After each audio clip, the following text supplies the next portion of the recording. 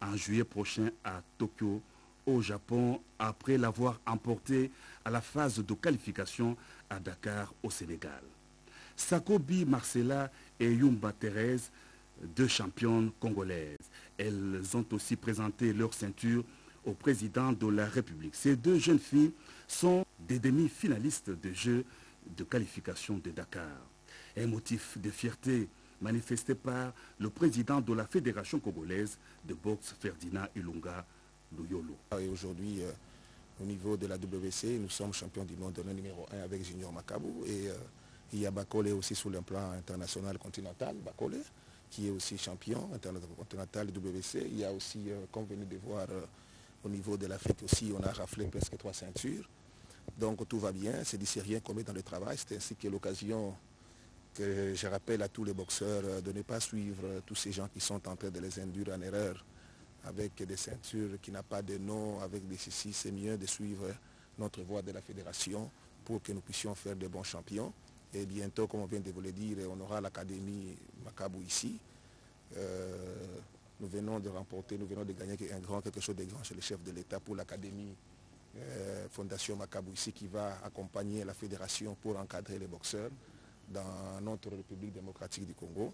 Le combat organisé à Kinshasa le 19 décembre dernier a permis à Junior Ilunga Makabou de conserver sa ceinture obtenue lors de sa victoire le 31 janvier 2020 face au Polonais Michal Cieslak, en présence du chef de l'État Félix Antoine Tshisekedi Tshilombo, venu soutenir le champion congolais. Le coronavirus, on en parle encore, surtout avec cette deuxième vague signalée à travers la République. À l'Assemblée nationale, des nouvelles restrictions sont prises. Le bureau d'âge en a évoqué avec les services techniques médicaux de la Chambre basse et la commission Covid-19. Les prochaines plénières à l'Assemblée nationale devront absolument tenir compte des luttes contre le coronavirus. L'activité parlementaire devra se poursuivre dans le strict respect de la distanciation sociale, une des mesures phares de cette lutte. Le bureau d'âge que dirige le président Christophe Mbosoko Diapwanga a reçu la commission Covid-19 de la Chambre basse du Parlement pour des modalités pratiques en termes de lutte. Il a été question également de voir, de passer en revue les mesures de prise en charge, parce qu'il ne suffit pas de connaître son statut, mais il faut également savoir si on peut être pris en charge pour être protégé, pour guérir justement de cette pandémie de la Covid-19. Mais le président du bureau d'âge a également insisté sur la réactivation de la commission Covid afin que nous puissions voir avec le gouvernement quelles sont les mesures qui sont en train d'être prises, parce qu'en tant que président du bureau d'âge de l'Assemblée nationale, il ne peut pas s'occuper seulement des députés et des administratifs de l'Assemblée nationale, mais aussi et surtout de la population congolaise, étant donné que cette commission a eu à travailler avec le gouvernement pour vérifier, faire le contrôle, le suivi et faire des recommandations au gouvernement par rapport à la protection de notre population. Les non-élus ne pourront pas avoir accès à la salle, à part peut-être les administratifs tels que ceux qui s'occupent de la direction des séances, de protocole. La presse, je pense qu'il y aura des places qui leur seront réservées, uniquement peut-être ceux qui doivent tenir les caméras qui seront en bas.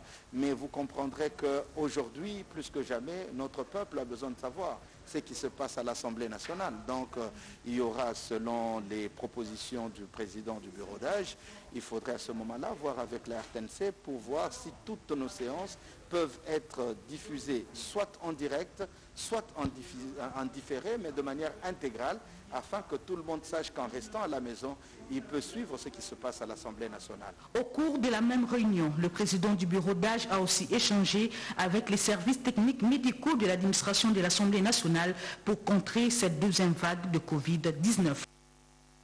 Côté de la Chambre haute du Parlement, le bureau vient de saisir le vice-premier ministre et ministre de la Justice pour protester, aussi demander les dispositions pouvant garantir aux questeurs du Sénat la pleine jouissance de ses droits et libertés. Les rapporteurs du Sénat l'expriment dans la conférence de presse qu'ils venaient d'organiser. Ces premiers points de presse du rapporteur du Sénat, professeur Kaumba, étaient une opportunité pour inviter les journalistes à scruter la marche de toutes les institutions de la République, actuellement objet de secousses. Pour le rapporteur de la Chambre haute du Parlement, ces vents met en péril la cohésion, la réconciliation et la foi en l'avenir qui a marqué 2019 et a abouti à la passation civilisée et pacifique du pouvoir au sommet de l'État. Ces secousses n'a pas épargné le Sénat, la Chambre haute du Parlement, où les questeurs du Sénat, Éric Roubouillet, est victime des allégations et aussi d'une tentative d'enlèvement. Le rapporteur du Sénat a éclairé l'opinion à ce sujet. Au niveau de la Chambre haute, l'année 2021 semble démarrer sous le signe de la dispute. Des démons provenant, nous savons d'où, sont venus distiller le poison de la discorde en portant des allégations contre l'honorable questeur du Sénat, sur qui ils aimeraient jeter l'opprobre d'une tentative d'éviction de l'honorable premier vice-président du Sénat. Un procès d'intention a été engagé et des faits pourtant normaux de paiement des tranches de monuments aux sénateurs ont été montés en épingle pour justifier des accusations de corruption. L'argent dont question provient pourtant du trésor public et il a été versé au Sénat depuis le 30 décembre 2020. Tous les sénateurs étaient au courant des modalités de paiement de cette première tranche de leurs émoluments, car ils l'avaient régulièrement approuvé lors d'une séance plénière tenue en décembre 2020. Formuler des allégations si graves contre l'honorable questeur en lui attribuant des actes de corruption et de déstabilisation contre l'honorable premier vice-président, c'est particulièrement inquiétant. Ce qui est encore plus inquiétant, c'est la survenue des faits attentatoires aux droits et libertés de l'honorable questeur. En effet, dans la soirée du mardi 5 décembre 2021, une escouade d'hommes porteurs d'armes de guerre et d'uniformes des forces de défense et de sécurité ont tenté de l'enlever de sa résidence. Et comme si cela ne suffisait pas, les policiers sont venus retirer une partie de sa garde, pourtant régulièrement commise à sa protection. Ces hommes ne disposaient d'aucun mandat de justice, mais prétendaient venir lutter contre le blanchiment d'argent. Face à cette situation, le bureau du Sénat a saisi le vice-premier ministre et ministre de l'Intérieur et Sécurité et le ministre de la Justice pour exprimer son indignation et pour demander de prendre des dispositions pour garantir la sécurité du questeur du Sénat. Alors que le Sénat s'apprête à convoquer une session extraordinaire sur demande du chef de l'État, les appels anonymes sont adressés aux sénateurs pour les intimider, a dit le professeur Kaumba. Les du bureau du Sénat et que le pays aille de l'avant dans la paix, l'ordre et la consolidation de la démocratie. Le marché pirate qui a été créé au niveau de rond-point Willery persiste sans inquiéter les autorités de la ville. Sa présence était justifiée par la fermeture du marché central. Ce marché pirate a-t-il encore sa raison d'être pendant que les activités ont repris au grand marché de la ville de Kinshasa? C'est la grande question que Mireille Ndeke se pose dans son reportage, surtout que les vendeurs courent plusieurs dangers. L'environnement économique de la ville de Kinshasa est caractérisé par la prolifération de marchés pirates qui, dans la plupart des cas, s'installent le long de principales artères de la capitale. Le tout se passe alors qu'il existe une mesure édictée par l'État qui porte sur leur interdiction. À titre d'illustration, les commerçants occupent le rond-point Willery sans être inquiétés après la fermeture du grand marché pendant la période du confinement de la Goumbé. Pourtant, un constat malheureux s'impose et malgré eux, ces vendeurs se disent obligés d'y rester pour se conformer à l'obligation de survie de leur ménage. Une autre raison évoquée, c'est les conditions insalubres du grand marché qui ne leur permettent pas d'y retourner et certains ont perdu d'ailleurs leur étalage.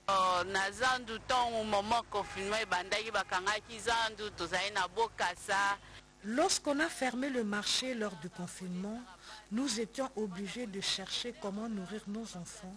Nous sommes venus nous installer ici.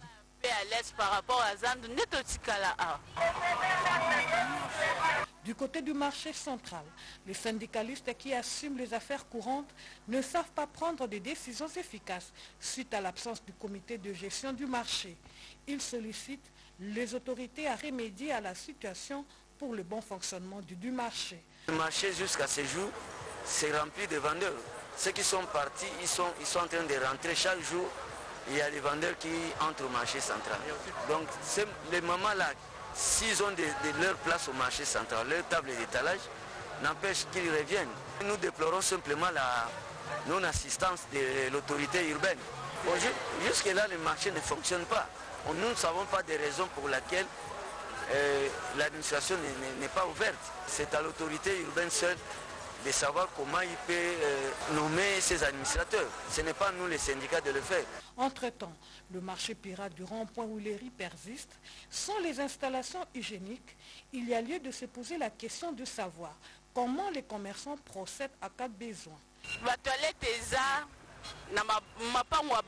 Nous allons aux parcelles environnantes moyennant une somme de 200 francs. Moi, je veux le faire chez une amie. Nous avons fait notre devoir de vous informer, à charge maintenant des autorités compétentes de prendre leurs responsabilités. Ce genre de marché, on en trouve un peu partout dans la capitale. Les travaux de réhabilitation de la route nationale numéro 6, tronçon Gemena-Zongo à Kula-Libenge, évoluent bien. Des précisions dans ces reportages. Dans la province de Bangui, la route nationale numéro 6, la RN6, Akula-Gemena-Boya-Buzongo, avait été réhabilitée dans le cadre du programme gouvernemental dénommé ProRoute, avec le financement de la Banque mondiale. Aujourd'hui, cette route-là est en proie à une dégradation. Voilà pourquoi, dans le cadre du programme d'entretien routier 2020, ce tronçon, long de 291 km, va être entretenu de manière ponctuelle sur 50 km par l'Office des routes, cette structure pérenne de l'État, dont l'efficacité et l'expertise ne sont pas à démontrer. La cérémonie de lancement des 10 travaux était présidée par le ministre provincial en charge des ITPR, Nico Motongo, en présence des membres du comité provincial de sécurité et de tout le staff de l'Office des routes sur le Bangui, sous la direction de l'ingénieur Didi Zouzi Kitukila, qui a saisi l'occasion pour définir la nature des travaux. Même exercice dans la province du Maniema où la direction provinciale de l'Office des routes s'emploie dans l'entretien et la réhabilitation des ponts pour les maintenir intacts, surtout en cette période de fortes pluies. C'est dans le cadre du programme d'entretien routier 2020 que la direction provinciale de l'Office de route Maniema, sous le leadership de son directeur général Herman Moutima Sakrini, a lancé les travaux sur la nationale numéro 31 à partir de Kassongo, afin de relier les 9 axes pour atteindre Kindu, chef-lieu de cette province. Financés par le Fonds national d'entretien routier, ces travaux consistent aux suppressions des bourbiers, l'élargissement de la chaussée ainsi que d'autres travaux connexes. Les travaux consisteront au bouchage des bourbiers, et l'élargissement de la chaussée. Parce que la route, comme ça se trouve là-bas, il a une largeur de 7 mètres. Nous devons la mener à 9 mètres. Et ouvrir les saignées d'évacuation des eaux, ainsi que le reprofilage avec apport de matériaux. Il faut signaler également que l'Office de route Maniema a réhabilité 3 ponts sur cette route nationale 31, notamment le pont Kilumbwe, le pont Kaliba et le pont Lumuna. Bientôt la reprise des cours télévisés. Les ministres d'État en charge de l'enseignement primaire et son collègue de médias ont tenu une réunion pour impliquer la télévision publique. Dans un contexte de recrudescence des cas de Covid-19 qui a poussé le ministère de l'EPST à ajourner la reprise des cours après les festivités de fin d'année, Willy Bakonga ne veut absolument pas que l'enseignement s'arrête. Autour de lui, avec le vice-ministre Didier Boudimbo, ce mercredi 6 janvier, les chefs des services, des directeurs du ministère ainsi que les provèdes pour réfléchir sur les options à prendre à court, moyen et long terme afin de poursuivre les enseignements même si les élèves se trouvent à la maison. Plusieurs propositions ont été faites et ont presque convergé pour la plupart vers la consolidation, sinon le renforcement de l'enseignement à distance expérimenté pendant la première vague de la Covid sous format audiovisuel via diverses plateformes et canaux de diffusion. Mais le ministère de l'EPST veut encore aller plus loin et envisage l'institutionnalisation de cette méthode qui a fait ses preuves sous d'autres essieux.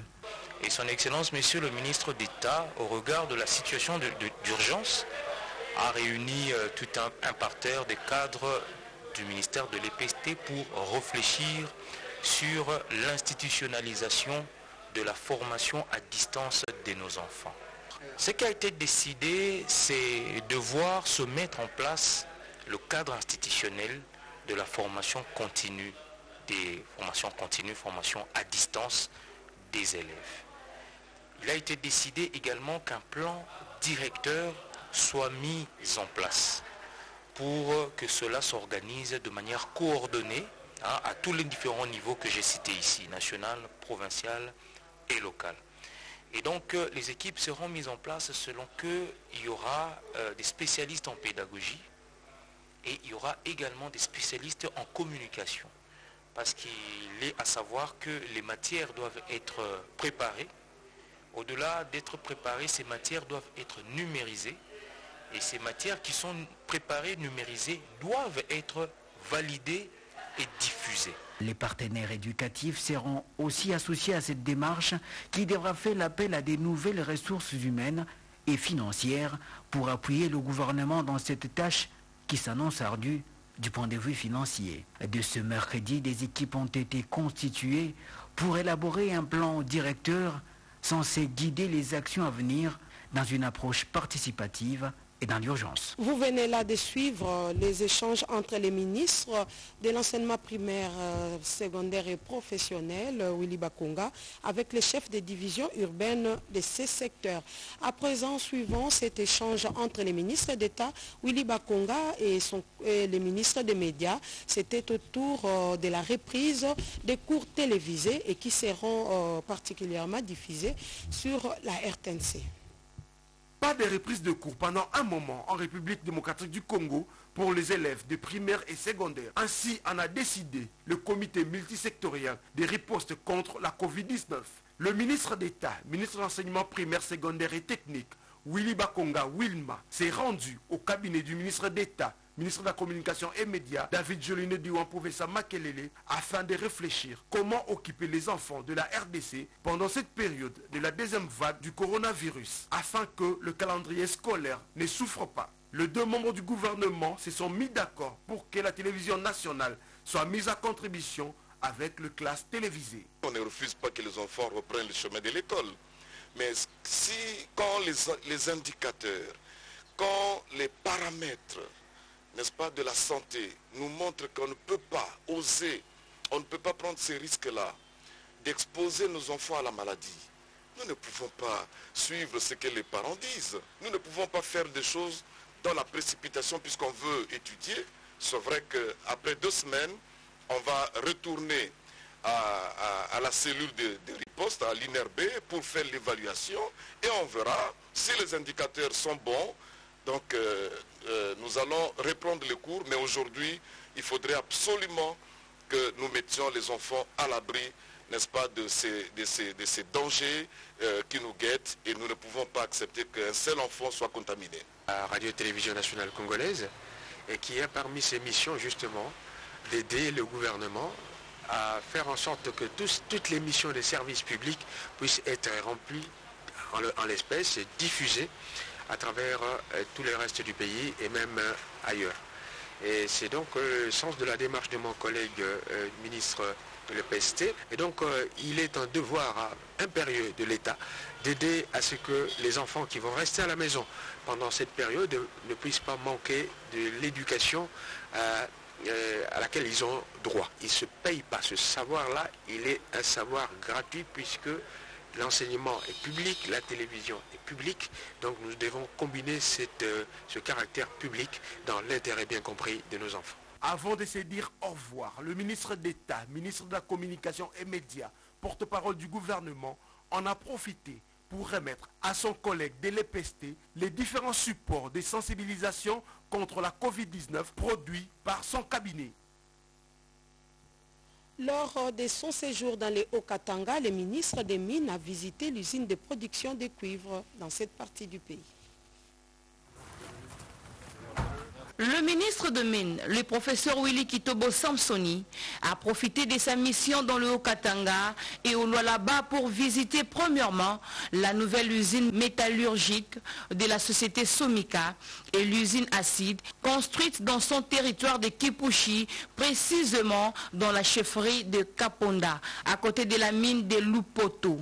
Une mine en exploitation en partenariat entre Somika et la Gécamine. Deuxièmement, le ministre est allé visiter les installations situées à 1200 et 1250 mètres de la mine de Kipushi, la plus profonde du pays, dont la profondeur atteinte aujourd'hui est de 1300 mètres.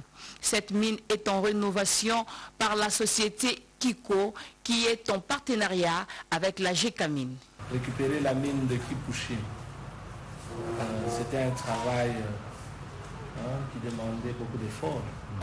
Et après ce travail-là, les gens attendent que la mine commence la production. Après avoir reçu toutes les explications sur le processus et des éclaircissements sur les questions qu'il a posées, le ministre de Mines est parti satisfait du travail abattu par ces deux sociétés dans les secteurs de mines pour valoriser deux grands gisements des cuivres de Kipushi et faire profiter ainsi les richesses de cette exploitation au pays, à la province du Haut-Katanga, aux entités territoriales décentralisées et aux communautés locales impactées par les deux projets miniers. La société est en train d'aider ce que notre pays cherche, c'est la transformation sur place. Et plus on transforme sur place, on a beaucoup plus de recettes. Et plus on transforme sur place, on a plus de sous-traitance, on a plus de gens engagés. Restons toujours dans les Haut-Katanga pour cette fois-ci, cette visite effectuée par le vice-ministre des Ressources hydrauliques et électricité dans certaines installations en pleine modernisation. Cette visite d'inspection a démarré au quartier Triangle dans la commune annexe de Lubumbashi, accompagné du directeur provincial de la Régie des eaux, Ignace Ilunga Kaboulou. Le vice-ministre Papi Punguluamba est allé constater les érosions qui menacent l'une des grandes conduites de Kimilolo qui achemine l'eau de la station de pompage jusqu'au réservoir du quartier Somika. Avec les autorités provinciales, nous avons d'accord trouver des solutions dans l'immédiat. Parce que si cette conduite est endommagée, c'est plus ou moins un tiers de la ville de Lubumbashi qui n'aura pas d'eau. Homme du terrain, le numéro 2 des ressources hydrauliques et électricité est allé également s'enquérir de l'évolution des travaux de modernisation du réservoir de tabac Congo d'une Kapachi. La tournée s'est bouclée dans les quartiers Ewabora. Sur place, le membre du gouvernement central a également jeté un coup d'œil à un nouveau château de 200 mètres cubes alimenté par la station de Loanon. Le réservoir est déjà en période d'essai. J'en profite de l'occasion pour demander le comportement citoyen au niveau de la population pour accompagner les efforts qui sont faits. C'est-à-dire en payant ces factures, en protégeant les équipements. Je vois finalement la majorité des périmètres du domaine de la région des eaux est envahi par des inciviques. Je remercie le directeur provincial par rapport aux efforts qui sont faits. Il s'est de noter que ce projet d'alimentation d'eau en milieu urbain PMI, financé par la Banque mondiale, est exécuté par une entreprise partenaire à la Régie des eaux. Pendant ces temps à Kinshasa, le ministre des Affaires foncières vient de restituer le site Cardinal Etchou qui a été spolié. 14 ans après sa disparition, le cardinal Etchou reste dans nos mémoires. L'Association pour le développement ASODEV, dirigée par M. l'abbé Bagaza, l'a immortalisé dans un site pour construction de logements sociaux, situé dans la commune de Kimbanseke. C'est une manière de perpétuer ses œuvres. Seulement voilà, ce terrain est spolié et occupé par des personnes disposant de titres de propriétés illégaux. Le comité de gestion de l'ASODEV, conduit par le sénateur Valentin Guérigo, a saisi le ministre des Affaires foncières, Aimé Sakombi Molendo, pour jouir pleinement de leur espace en tant que vrai propriétaire. Il s'est fait malheureusement que sur la même étendue, nous nous retrouvons avec des anarchistes qui, par des moyens frauduleux, obtiennent quand même des titres. Et ce qui fait qu'il y a deux titres qui courent ensemble, les titres réguliers et les titres irréguliers. Et comme c'est le ministre du domaine, il va nous aider à supprimer les titres irréguliers et à rétablir les titres officiels. Et nous avons trouvé une oreille attentive et nous sommes très satisfait et rassuré en quittant ici. Chrétien catholique avéré et pratiquant, Aimé Sakombi Molondo, ministre des Affaires foncières, fils de l'Église, s'est engagé non seulement à remettre la SODEF dans ce droit, mais aussi sanctionner les occupants véreux. Le faire, c'est honorer la mémoire de feu éminence de cardinal Etchao, décédé le 6 janvier 2007. Ils sont tous artistes réunis dans la structure appelée la Révolution culturelle. Ils sont venus frapper à la porte du directeur général Ernest Kabila Ilunga pour solliciter l'accompagnement de la chaîne publique. 2 heures ont suffi au directeur général de la radio-télévision nationale congolaise, Ernest Kabila Ilunga, pour s'imprégner de préoccupations des artistes, toutes disciplines confondues, regroupés au sein de l'association dénommée Révolution culturelle. En fait, la plateforme Révolution culturelle voudrait que la RTNC accompagne les artistes dans la promotion de leurs œuvres, et de leur carrière et de leur personne. C'est tout à fait normal parce que, vous savez, la télévision a 3 missions. Informer, former, c'est-à-dire éduquer, et divertir. Et vous savez que les émissions de divertissement sont parmi les programmes les plus suivis par les téléspectateurs. Aujourd'hui, la RTNC n'a comme véritable mission de promotion des artistes musiciens de leurs œuvres que Caribou Variété. Le tout tient à leur souci de bénéficier de l'accompagnement soutenu de la chaîne publique. Nous sommes abandonnés, nous sommes dévoués à notre triste sort. C'est ce que nous ne voulons pas. Nous voulons que certaines pratiques illicites soient éradiquées. Il y a d'autres émissions qui faisaient la fierté de la musique congolaise ou de l'art congolaise.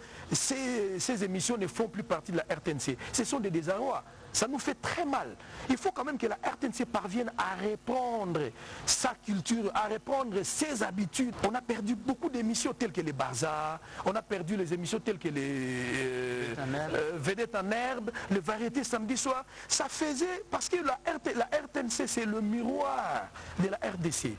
À travers ces émissions, parce qu'on a toujours dit la culture est le socle de tout un pays ou de toute une nation. Donc nous voulons à ce que ces émissions-là réapparaissent. Compte tenu de l'attention que le staff dirigeant a réservé à leur démarche, les membres de cette structure se sentent en droit d'être assurés quant à leur visibilité. Pour le comportement, l'attitude du DG était vraiment à la hauteur. Nous l'avions beaucoup apprécié. C'est un type d'abord, il est humble. Son humilité nous a émus. Les numéros 1 de la RTNC associés à cette rencontre, le DGIA et Freddy Moulumba, le directeur chargé de la production TV, Oscar Kabamba, et les 2 principaux animateurs des émissions musicales, à savoir Mami Ilela et Dieudonné Yangumba. Quelques actions de développement étaient posées à Rutshuru, suivant-les en images.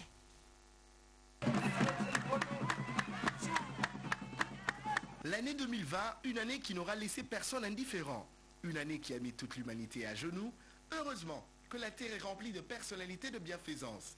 La fondation Magirwa Kabouba Fomar en sigle, qui a été au front pour tendre la main aux nécessiteux. L'AS Belle Fomar, loin d'être un père qui donne du poisson, c'est aussi un père qui apprend à pêcher. Beaucoup d'actions ont été menées pour lutter contre la faim, mais aussi pour une prise en charge responsable en cas de maladie. Pour ce faire, la Caisse solidaire et les programmes dénommés SAP a été encouragé par l'honorable Magirwa Kabouba, l'initiatrice de la fondation.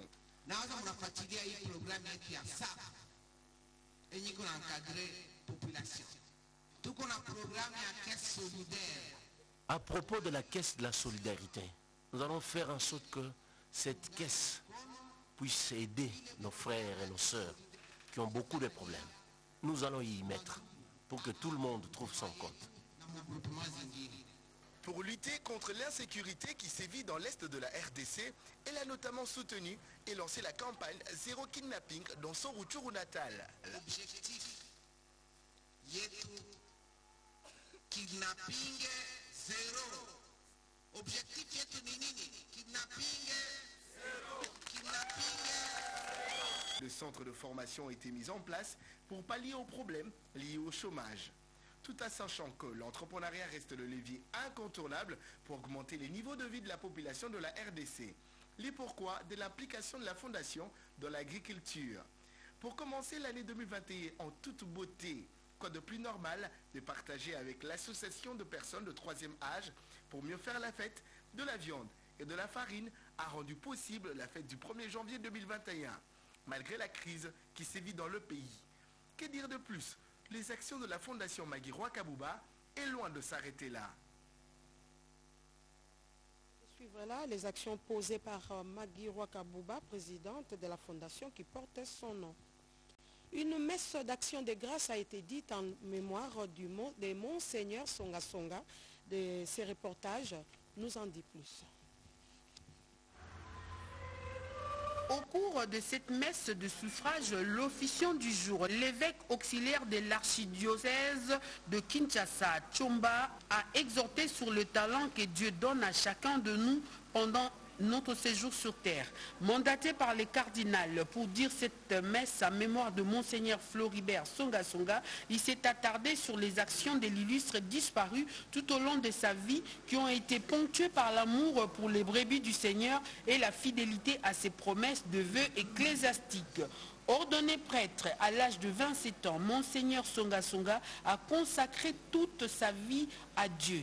Il a un témoignage édifiant et éloquent dans l'exercice de ses talents. Un exemple pour la communauté chrétienne, a dit l'officiant du jour. Né à Lukafu, dans les territoires des Kasenga, province du Haut-Katanga, Monseigneur Floribert Songa Songa, évêque émérite de Lubumbashi, a exercé plusieurs fonctions dans l'église catholique du Congo. La Cinco, par les biais de M. l'abbé Cholet, a tenu à lui rendre hommage et à témoigner son assiduité à servir l'église catholique. Plusieurs autorités politiques, ecclésiastiques et membres de familles, amis et proches ont pris part à cette messe de funérailles. Décédé le 31 décembre 2020, Monseigneur Floribert Songa Songa a été inhumé hier à Lubumbashi. Le porte-parole du chef de l'État se souvient. J'ai connu Monseigneur Songa Songa à l'époque il était encore jeune abbé.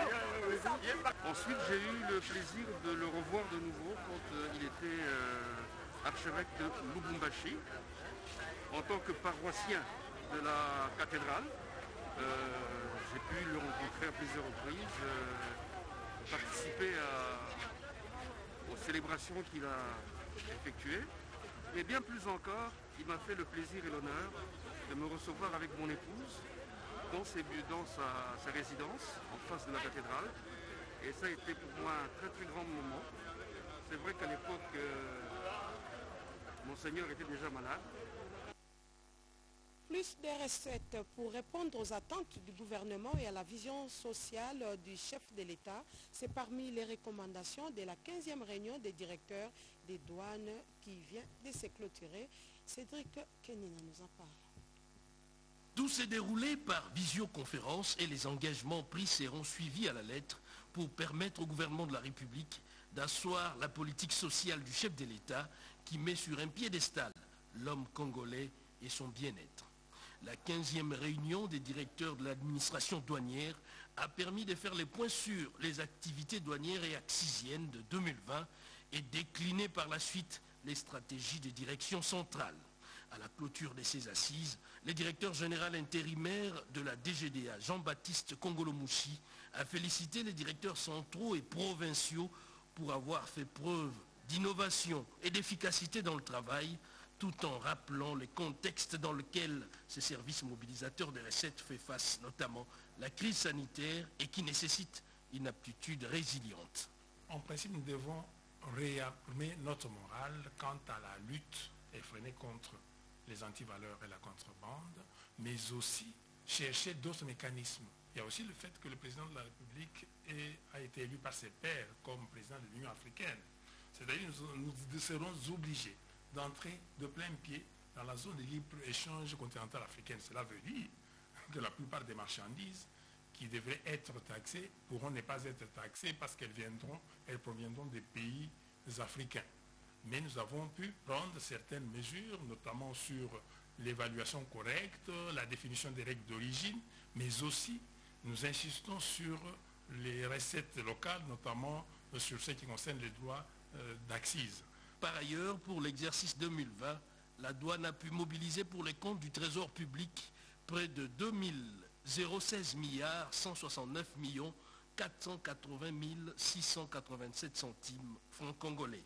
un taux d'exécution de 44,16% contre les assignations de plus de 4 565 milliards 868 millions 327 000 francs congolais.